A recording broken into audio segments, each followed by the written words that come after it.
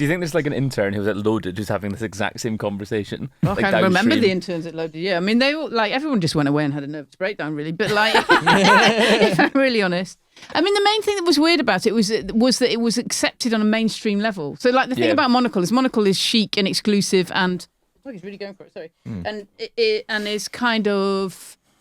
Its idea it's only for certain people, and the thing that was weird about Loaded it went mainstream really quickly, and that was the kind of killing of it. Like, so it was like a lot of that stuff at the time was stuff that seemed like it was alternative, and a few years ago would have been just staying on the edges of society, and then suddenly it was literally being invited to number 10. Do you know what I mean? So no one knew about crisps. Well, you know what I mean? Like, it's like a kind of funny thing. It's like a kind of sense of humour that you would have thought wouldn't be allowed, and then because it sold loads of money, it was allowed, doesn't it? Yeah. So, as soon as it's lucrative. Yeah, as soon as it's lucrative, and then other lad mags joined in, and they just became like Nuts and Zoo, then turned into Nuts and Zoo. Yeah. There's a really weird part in that documentary, though, I have to say. Okay. So, like, the beginning part, it's like, oh, these are all people I know, and they like invented Loaded, and it was really funny, and loads of anecdotes and Cannes Film Festival. And then there's a bit where they kind of everybody's just lost their mind. It's all gone wrong. James has moved to GQ, and then the whole kind of documentary goes quite quiet. Yeah. And then you meet this guy who's making pottery, and he becomes the editor of Loaded. Oh yeah. Do you remember that Yeah. bit? Right. And he's the guy who introduced the Topless Girls. Is that him? Yeah, and like I literally saw this guy, and I was like, I have never seen you before.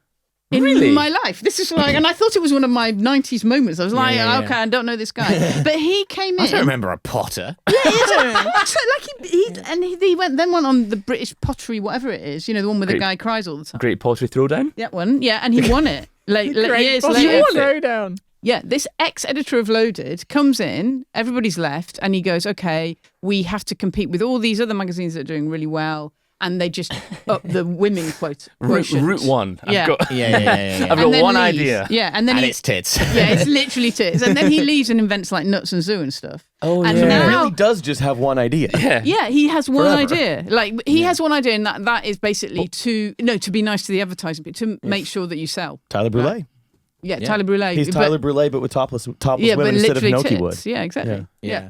But yeah, But what's he doing now? Because that's sort of Well, you he's can't do making that. He's pottery. making pottery. He makes That's what's pottery. really weird about it. I mean, he is making a lot of like China tits. But Body casts. it sells pottery. Can I paint you? Can I sculpt you? No, I need to do it. Like use you as a mold. That's my ideal. But it's really narratively weird in the documentary. I know what you mean, because he comes in at the point where it's like, and then the guy took over and put all the tits in it, and he's kind of like the villain, but like he's already like had, because it's so long ago, he's already had like a full arc where he's like, yeah, I just do pottery now. Yeah, so, He had quite a Cornish vibe. Does that make sense? he was definitely Yeah. countryside, Yes. wasn't he? Everyone else Like felt we- quite urban, and he was like, Cravat sort of thing. Yeah. So that's like a chore jacket, I think he's wearing. yeah. Yeah. Quite- Yeah, you're He expecting would him have fit to. right into Midori House, I swear to God. He'd have been like, we're going to add, look, Monocle as affairs, business, culture, design, and editorials. We're going to add F-cup breasts. Yeah. Premium for our premium subscribers. We're bringing a new idea to Monocle. You're going to need Everyone's gonna have glasses to them. look at these. Tyler Brûlé.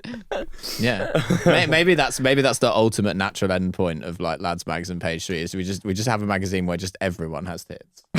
That's the All the film stars. Yeah, Yeah, yeah, exactly. Yeah. that's the truth. It became like a German magazine, just Yeah. like everyone's naked, but they're talking about economics. Yeah, Mm. wearing their watches. Yeah, Yeah. it's a strange cultural preoccupation of the Germans. Yeah, it is. Their love of nudity. This is what I always used to think was really funny about Page 3 in the Sun, was that they had the news in briefs thing where they would basically they would write like a pretty intelligent analysis of like the day's event and impute it to the Page 3 girl as they like, haha, I imagine this woman with her tits out saying this. But it's like, but that is the most intelligent thing in this entire newspaper. So it's sort of functioning as a satire of the very thing you're engaged in. You've all worked really hard to brainstorm one smart thing.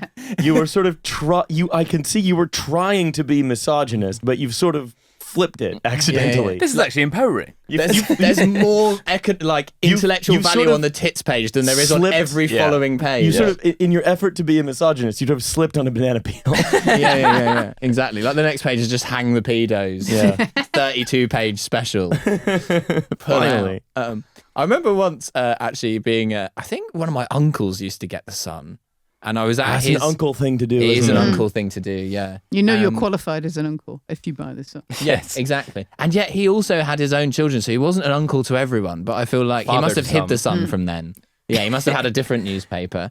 And I remember seeing it was about 2005, and the Sun, the front page of the Sun, they had a huge header, which was because Katie Price had said she was going to get a breast reduction, and it was the Sun's campaign, keep 'em. Oh, And you could like fill in a little form, and like it had like a letter to Katie Price's agent, and you could post it and lobby her to keep her large breasts. And then the other thing on the front page was it was something about some teenagers who'd hung a dog from a tree, and they were like, the sun says we should hang them. And it's like, those are your two political positions: keep the tits, hang the teenagers.